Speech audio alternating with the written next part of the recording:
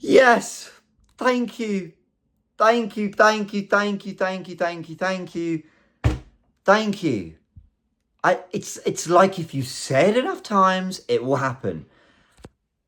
Arsenal are moving for Eze. They're doing it. It's David Ornstein, where are you? I'm meant to be calm. I'm meant to be nice, calm reporter type. No, no, no, no, no, not today. This is too big news. David Ornstein, with an exclusive, Arsenal make move for Eberechi Eze. The 27-year-old wants them. Tottenham lined up a deal with Palace today, but after Havertz's injury, Arsenal now closing in on the England international. If he proceeds with his choice, Tottenham will pursue other targets. Guys, this is huge. I've clicked on the link. And he's also said that Arsenal, this is all with The Athletic, he says Arsenal have indicated a willingness to meet the conditions and he wants to join them, leaving Spurs with little option but to look elsewhere. Oh, this makes me so happy. This makes me so happy. Do you know, because there's two ways to look at this. Either I was ranting too much earlier and I should have been calm and trusted the club and let everything happen. Fair enough, you can have that criticism if you want. Or I was right. That Eze was the perfect fit, that we didn't need to go get a 9, we didn't need to go get an out-and-out left winger. Eze could have covered those solutions to all the problems. A starting left winger, the fact that we need a bit of depth in the forward line because of the injury to Kai Havertz, giving us a left A option too.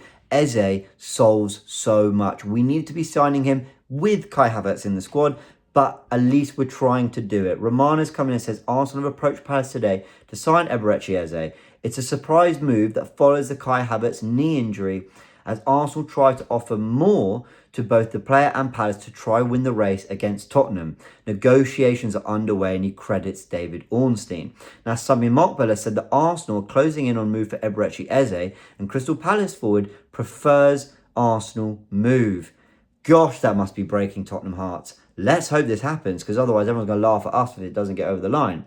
Sources indicate dealers around £60 million.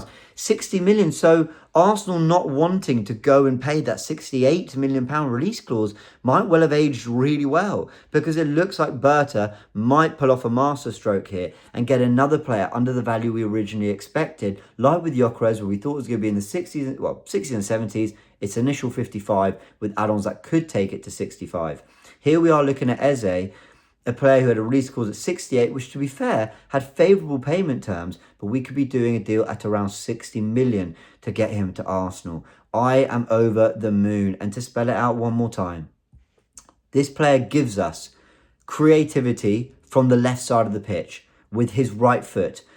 Ødegaard, Vieira, who's not even in the squad, Waneri, Dauman, Havertz, all players that can play as a 10 for us, are left-footers that drift from the right. Eze, a right-footed player that drifts from the left. He could play as a left winger with Calafiori bombing up and down on the overlap.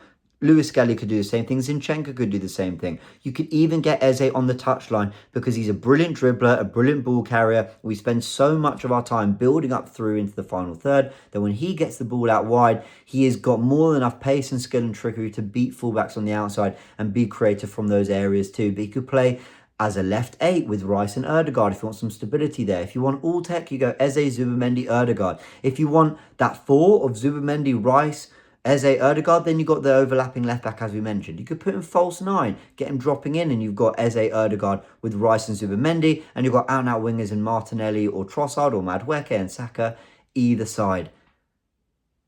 Take a breath.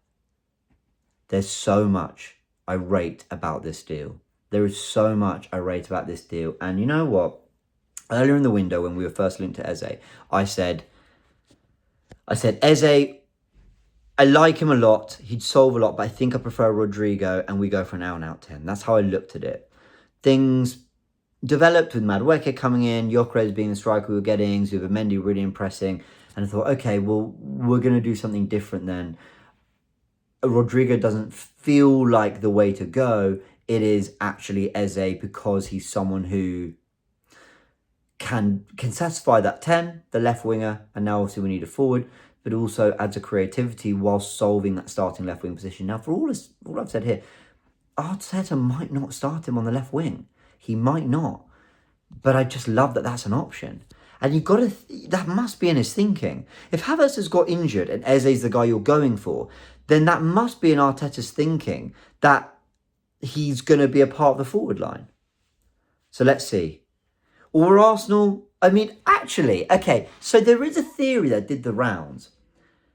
Now, we say that, we understand the Kai Havertz knee injury is what sparked us into doing this, right? But as David Ornstein said, Tottenham today agreed a deal with Palace and Eze. Everything was kind of ready to go. So were Arsenal waiting? Because some people did suggest this.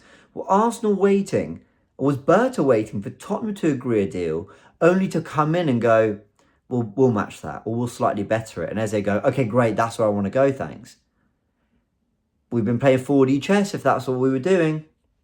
Briefing it out that we're quite happy what we got, that with one area we didn't feel we needed Eze. But that never made sense with Arteta's quotes, because Arteta always said, we need creativity. So they pushed it right to the point. I was being really calm, really calm, really calm. And then it got to the point where I went, oh no, we're not going to do this. He's going to go Tottenham. And now we're going in for him.